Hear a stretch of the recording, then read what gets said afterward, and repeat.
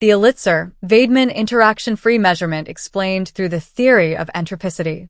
The Elitzur-Vaidman Interaction Free Measurement, EV-IFM, is one of those quantum results that feels almost magical the first time you hear it.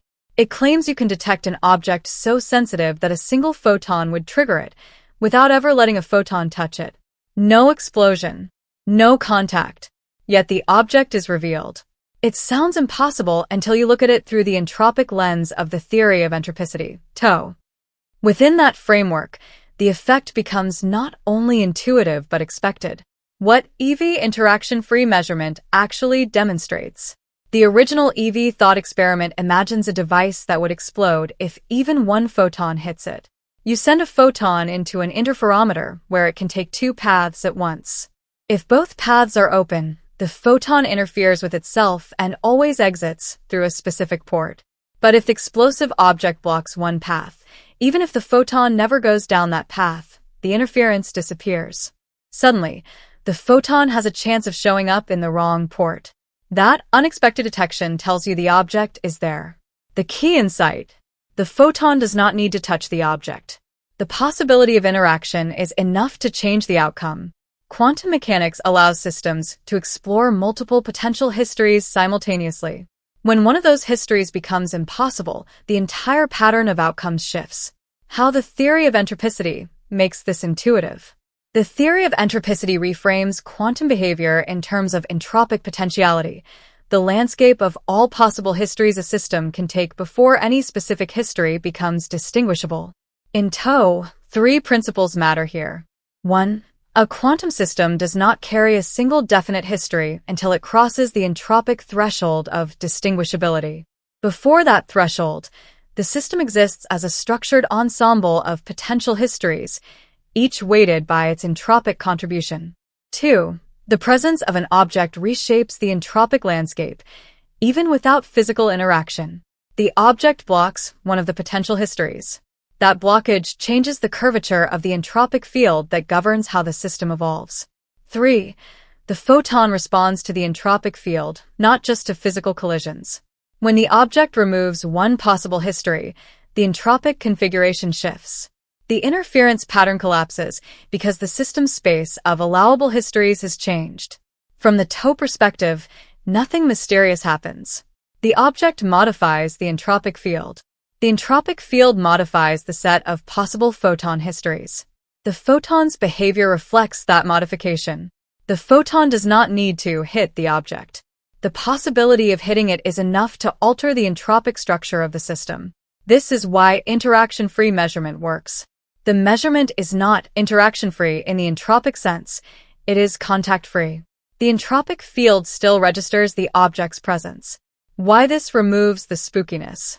Traditional quantum explanations often lean on wave-particle duality or superposition as if they were strange exceptions to classical intuition. ToE instead treats quantum behavior as the natural expression of how entropic potentiality organizes itself. Under ToE, EV-IFM is not a paradox. It is not a loophole in quantum mechanics. It is simply the entropic field revealing that one branch of potential history has been removed. The system knows the object is there because the entropic landscape has changed. The photon's path probabilities shift accordingly. This is the same logic that ToE uses to explain other quantum phenomena, delayed choice experiments, quantum erasers, and even gravitational entropic effects, because all of them hinge on how potential histories are shaped, constrained, or eliminated. Why EV-IFM is a window into entropic reality. To appreciate why the theory of entropicity makes interaction-free measurement feel natural rather than paradoxical, it helps to look more closely at what potential histories really mean in an entropic framework. In classical physics, a system has one history. A particle travels along one path, interacts or doesn't interact, and the world proceeds accordingly. But quantum systems do not commit to a single history until the moment the system becomes distinguishable. Before that moment, the system occupies a structured space of possibilities. These possibilities are not vague or mystical. They are mathematically real components of the entropic field. In ToE, this field is not a metaphor.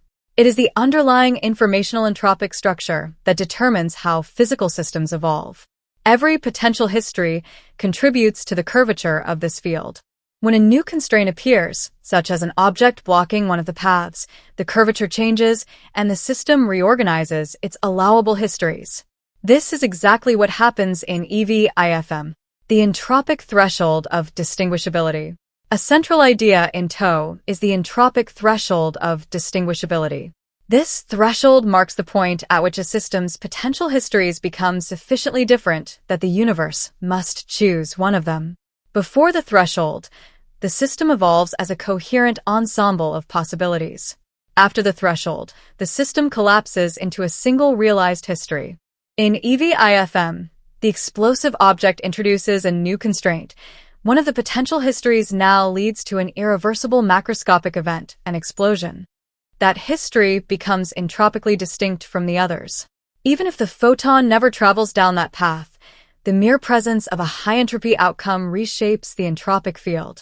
The system crosses the threshold of distinguishability not because of an actual interaction, but because of the entropic weight of a possible interaction. This is why the interference disappears. The entropic field no longer supports a coherent superposition of histories. One of the histories has become too entropically costly to coexist with the others. Why possibility matters more than contact. One of the most counterintuitive aspects of quantum mechanics is that the possibility of an event can influence outcomes even when the event does not occur. ToE explains this cleanly. The entropic field encodes not only what happens but what could happen. The field is shaped by the structure of potentiality, not just by realized events. In EV-IFM, the photon does not need to hit the object. The object's presence removes one potential history. Removing that history changes the entropic curvature. The photon's behavior shifts accordingly. This is not spooky action. It is simply the system responding to a new entropic configuration. The entropic field is sensitive to constraints, boundaries, and forbidden histories. When a path becomes forbidden, the field reorganizes itself. The photon's behavior is just the visible trace of that reorganization. The broader implications for quantum reality. EV-IFM is often presented as a quirky quantum trick, but not through ToE.